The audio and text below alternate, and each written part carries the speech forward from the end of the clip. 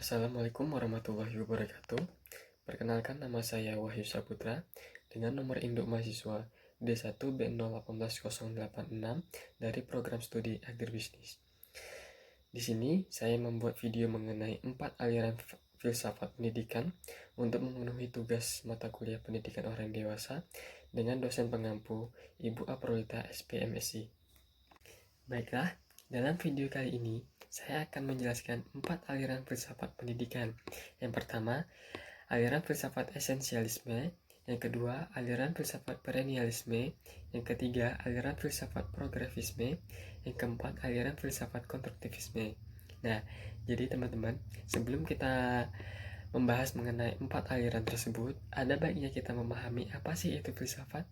Nah, dari beberapa sumber yang saya baca, filsafat merupakan sebuah studi yang membahas segala fenomena yang ada dalam kehidupan sehari-hari dan pemikiran manusia secara kritis dalam mendalami sebab-sebab kendala, lalu dijabarkan secara teoristis dan mendasar oleh para ahli. Nah, setelah mengetahui pengertian filsafat, berikutnya kita memasuki topik yang pertama, yaitu filsafat esensialisme. Aliran filsafat esensialisme. Esensialisme secara etimologi berasal dari bahasa Inggris, yaitu essential, yang berarti pokok atau inti dari sesuatu, dan kata isme, yang berarti aliran atau mazhab. Aliran filsafat esensialisme merupakan aliran yang ingin kembali kepada kebudayaan-kebudayaan lama sebagai warisan sejarah yang telah membuktikan keunggulan-keunggulan dalam kebaikan bagi kehidupan manusia. Esensialisme juga dipengaruhi oleh filsafat idealisme dan filsafat realisme. Esensialisme memandang bahwa pendidikan harus berpijak pada nilai-nilai yang dapat memberi kejelasan dan tahan lama yang memberikan kestabilan. Tujuan umum dari aliran esensialisme ini adalah membentuk seseorang yang berguna dan berkompeten. Kurikulum sekolah bagi esensialisme adalah analog dan miniatur bola dunia yang dijadikan sebagai ukuran kenyataan dan kebenaran. Dalam aliran filsafat esensialisme terdapat dua pemikiran para tokoh. Yang pertama, Bagley, yang berpendapat bahwa minat belajar yang kuat pada seseorang peserta didik. Yang kedua, pengawasan pengarahan orang dewasa yang melekat. Yang ketiga, mampu untuk mendisiplinkan diri. Jadi, William berpendapat bahwa minat belajar yang kuat pada seseorang peserta didik. Artinya, jika minat itu sudah ada, maka peserta didik itu harus dididik secara baik dan pengawasan oleh orang dewasa itu harus melekat sejak dini. Jangan sampai dia peserta didik tumbuh dewasa, minat belajarnya semakin berkurang sehingga mampu untuk mendisiplinkan diri. Yang kedua, itu adalah John Fred Herbert yang berpendapat bahwa tujuan dari pendidikan adalah menyesuaikan diri seseorang dengan kebijakan dari Tuhan. Perennialisme muncul atau berkembang sebagai reaksi atau solusi yang diajukan atas terjadinya suatu keadaan yang mereka sebut sebagai krisis kebudayaan dalam masyarakat modern.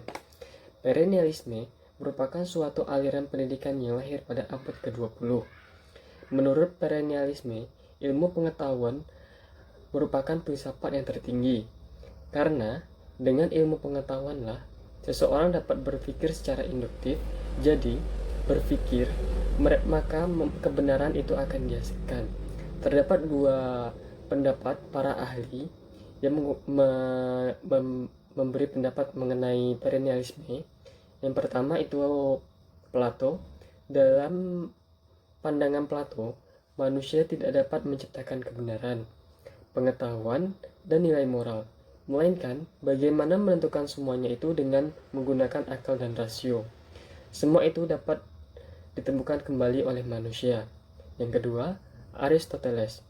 Dalam pandangan Aristoteles, cara berpikir rasional, empiris, realitas.